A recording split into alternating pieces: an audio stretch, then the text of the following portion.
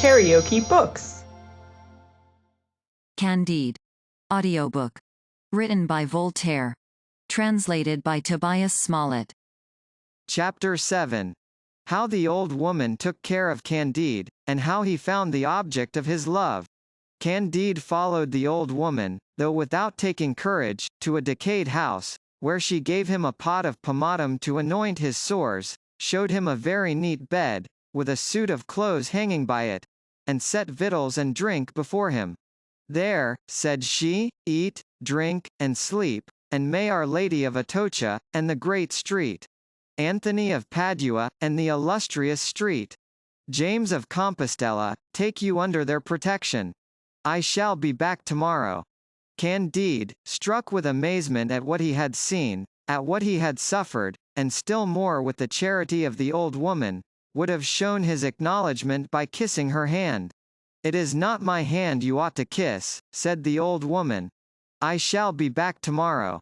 Anoint your back, eat, and take your rest. Candide, notwithstanding so many disasters, ate and slept. The next morning, the old woman brought him his breakfast, examined his back, and rubbed it herself with another ointment. She returned at the proper time, and brought him his dinner, and at night, she visited him again with his supper. The next day she observed the same ceremonies. Who are you? Said Candide to her. Who has inspired you with so much goodness? What return can I make you for this charitable assistance? The good old beldame kept a profound silence. In the evening she returned, but without his supper.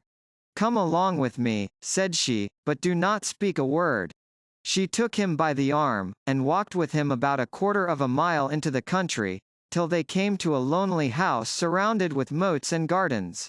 The old conductress knocked at a little door, which was immediately opened, and she showed him up a pair of back stairs, into a small, but richly furnished apartment. There she made him sit down on a brocaded sofa, shut the door upon him, and left him. Candide thought himself in a trance. He looked upon his whole life, hitherto, as a frightful dream, and the present moment as a very agreeable one. The old woman soon returned, supporting, with great difficulty, a young lady, who appeared scarce able to stand. She was of a majestic mien and stature, her dress was rich, and glittering with diamonds, and her face was covered with a veil. Take off that veil, said the old woman to Candide.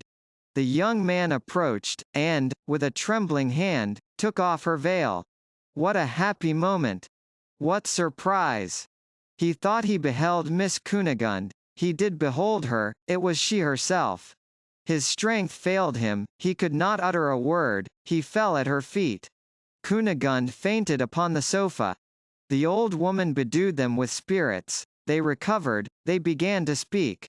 At first they could express themselves only in broken accents. Their questions and answers were alternately interrupted with sighs, tears, and exclamations.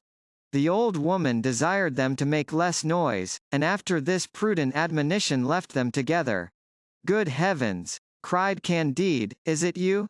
Is it Miss Cunegonde I behold, and alive? Do I find you again in Portugal? Then you have not been ravished? They did not rip open your body, as the philosopher Pangloss informed me? Indeed but they did, replied Miss Cunegonde, but these two accidents do not always prove mortal. But were your father and mother killed? Alas! Answered she, it is but too true, and she wept. And your brother? And my brother also. And how came you into Portugal? And how did you know of my being here? And by what strange adventure did you contrive to have me brought into this house? And how? I will tell you all, replied the lady, but first you must acquaint me with all that has befallen you since the innocent kiss you gave me, and the rude kicking you received in consequence of it. Candide, with the greatest submission, prepared to obey the commands of his fair mistress, and though he was still filled with amazement, though his voice was low and tremulous, though his back pained him, yet he gave her a most ingenuous account of everything that had befallen him, since the moment of their separation. Cunegonde, with her eyes uplifted to heaven, shed tears when he related the death of the good Anabaptist, James, and of Pangloss. After which she thus related her adventures to Candide, who lost not one syllable she uttered, and seemed to devour her with his eyes all the time she was speaking. KaraokeBooks.